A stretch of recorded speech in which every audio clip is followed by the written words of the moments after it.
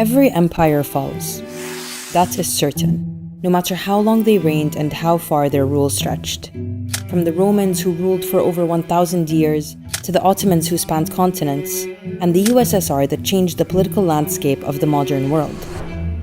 So is the empire we're living under today also crumbling? Yes. The key question is how fast. We have bounties beyond those known to the people of any other day. American democracy is obviously limping on both feet. America is not the greatest country in the world anymore.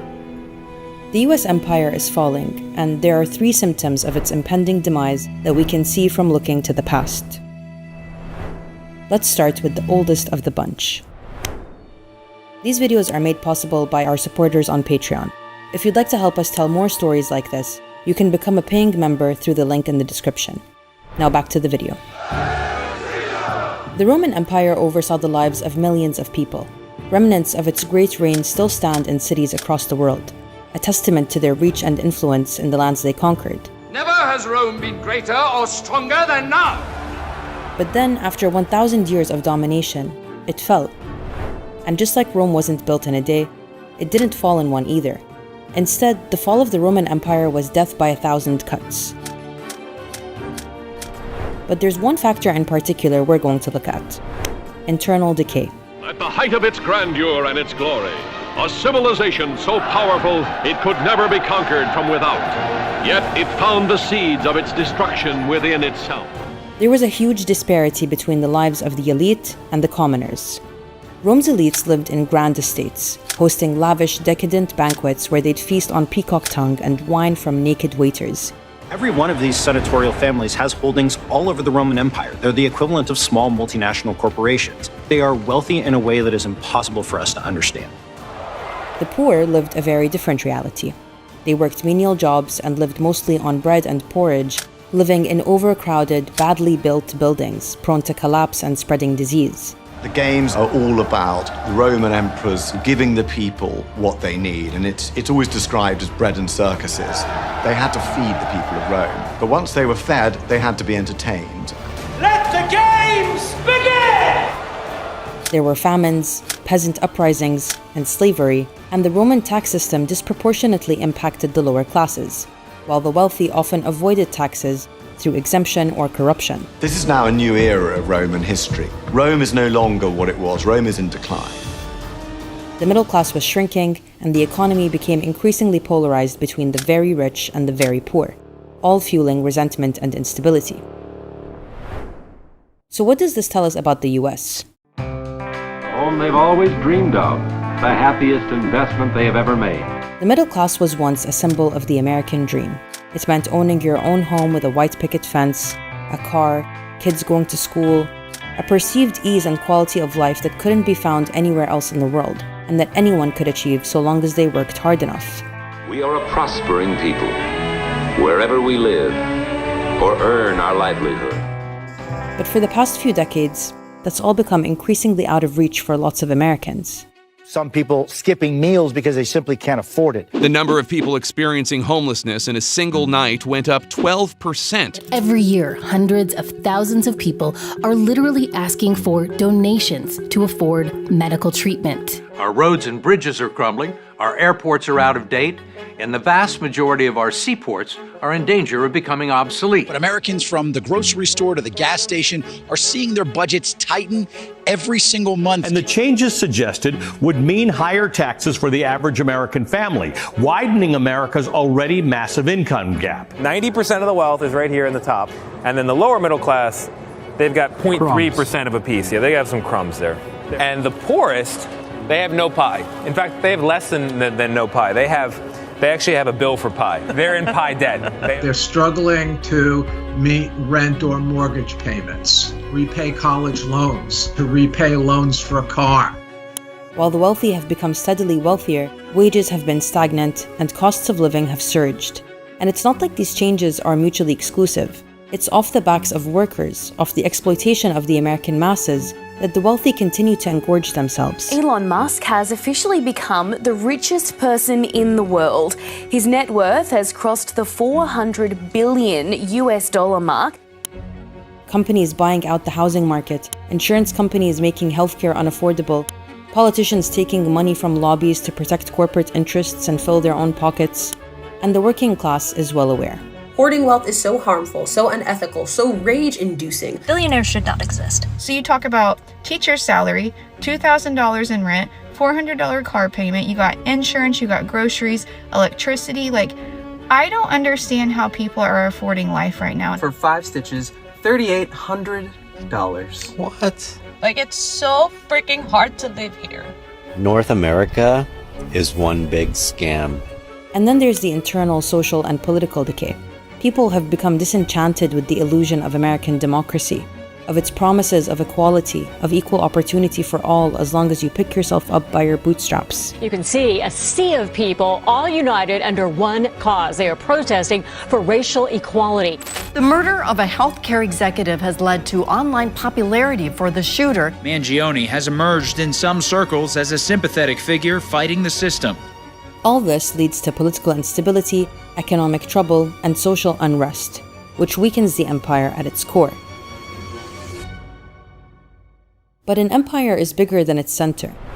It's a network of vassal states serving the core's interests, and keeping all those entities in check is done through both soft power and hard power. That brings us to symptom number 2.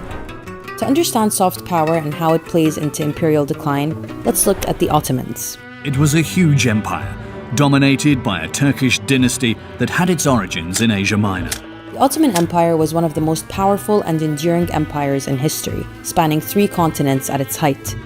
It was a hub of cultural and scientific innovation, producing advancements in medicine, astronomy, architecture, and engineering that changed the world.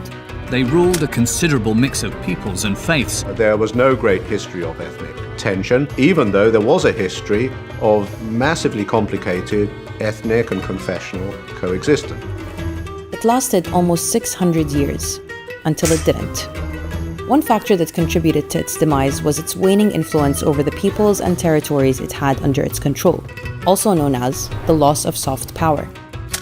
Soft power is about being more persuasive than coercive, about getting people to comply without using force.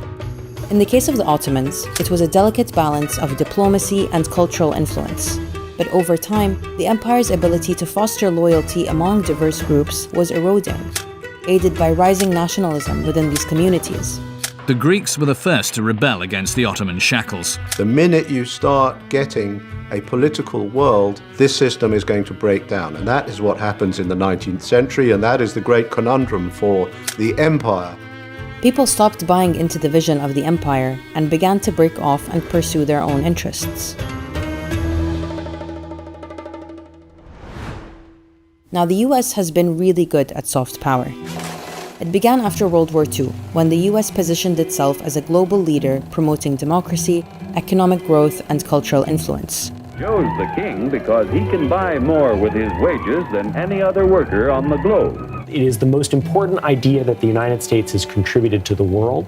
Citizens of every rank can expect to have a better, richer, happier life.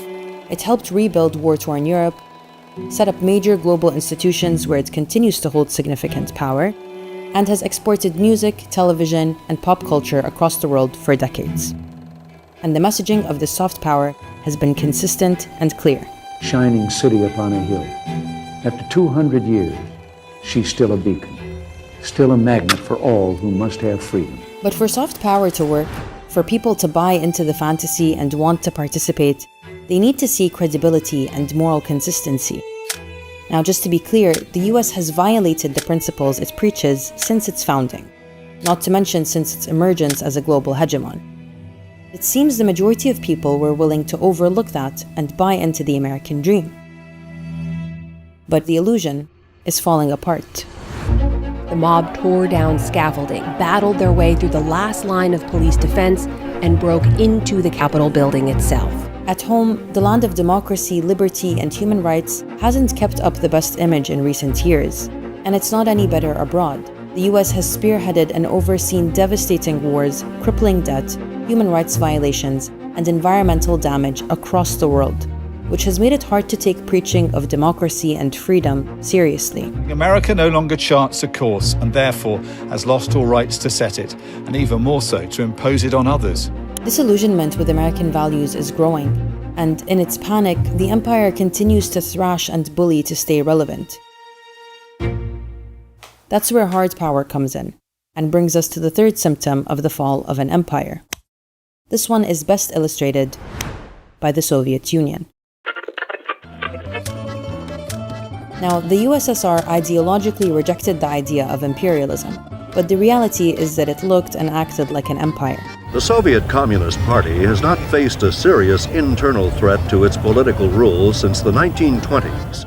There was a centralized authority overseeing expansion and control of a collection of republics and satellite states, where movements for autonomy were suppressed. What tethered these states together was a unified ideology, communism. But it was also hard power, military might. And that costs money. It is here, in Red Square, that the superpower Soviet Union holds its military parades, displaying its might for all the world to see. At its strongest, the Soviet Union had 5 million soldiers stationed around the Union, and pursued wars and conquests to maintain and expand its reach. Then there's all the money spent on the arms race during the Cold War. Money spent on propping up parties in proxy wars across the world, and money spent on wars like Afghanistan, a protracted 10-year-long conflict that cost them $50 billion. The superpower from the north occupies Afghanistan with more than 100,000 troops. A modern, mechanized army.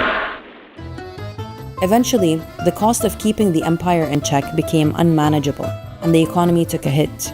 By the late 80s, people within the Union were struggling with soaring poverty and a low quality of life, with no strategic wins to show for all that money spent. Military and ideological overextension drained not only the economy, but public morale as well, until people got fed up. In Moscow, the hammer and sickle is lowered for the last time. Sounds familiar. All estimates agree that the cost will be at least $1 trillion. The Bush administration never expected the war to drag on as long as it has. The fall of Kabul to the Taliban marked an abrupt end to America's longest war. The war cost American taxpayers about $1 trillion. The US carried out long, brutal, expensive wars in Iraq and Afghanistan, with nothing to show for it except instability and devastation and financial loss. Then there's the constant ideological wars. The war on communism, the war on drugs, the war on terror, the war on China and Russia. There's a constant boogeyman in the ether to justify US military spending. The US maintains the most bases in the world at over 700 and spends hundreds of billions of dollars on the military every year, more than the next 10 countries combined. It's funding Ukraine in its war against Russia.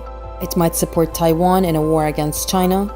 Billions of dollars spent, and we can't remember the last war the US has actually won. But last year, an undeniable awakening happened. This has been a senseless and a deliberate slaughter, a genocide, and it is happening on our dime. For over a year, Americans and the rest of the world have watched US politicians from both sides of the aisle cheer on and fund the genocide of Palestinians in Gaza to the tune of billions of dollars.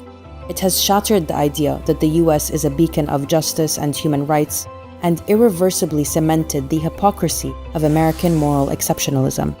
The empire has never been so exposed. And it's shown Americans, who back in the imperial core continue to struggle to live decent, dignified lives, where all their tax money is going, and where it's definitely not. The US has been an empire since its very conception. From colonizing Native American land, to conquering territories overseas, to dominating world politics through global institutions, military might, corporate interests, and foreign meddling. Of all the empires that have risen and fallen, none have come close to having the reach and power of the US. So the idea of it losing its hold over the world seems inconceivable. But while all these symptoms are unfolding and the US empire erodes from within and without, it's not doing so in a vacuum. It does so in the middle of a global shift in geopolitics, in a world that's becoming increasingly multipolar. with countries choosing new allies, new frameworks for collaboration, even new currencies. The aim of the alliance is to challenge the economic and political monopoly of the West. All of which is not good for the US. See, the way the global system is designed is, in many ways, for the benefit of America.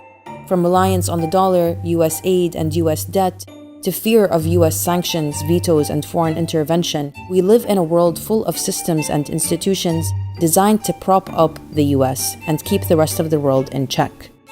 But these systems aren't going to live forever because they're inherently unsustainable. They rely on the exploitation of peoples across the world and within the imperial core, and bank on them buying into the bit that all this is necessary, is better for them, and protects them. And as life becomes more unaffordable, countries more destabilized, governments more autocratic, and our environment more unlivable, people eventually wake up. And that's usually the beginning of the end.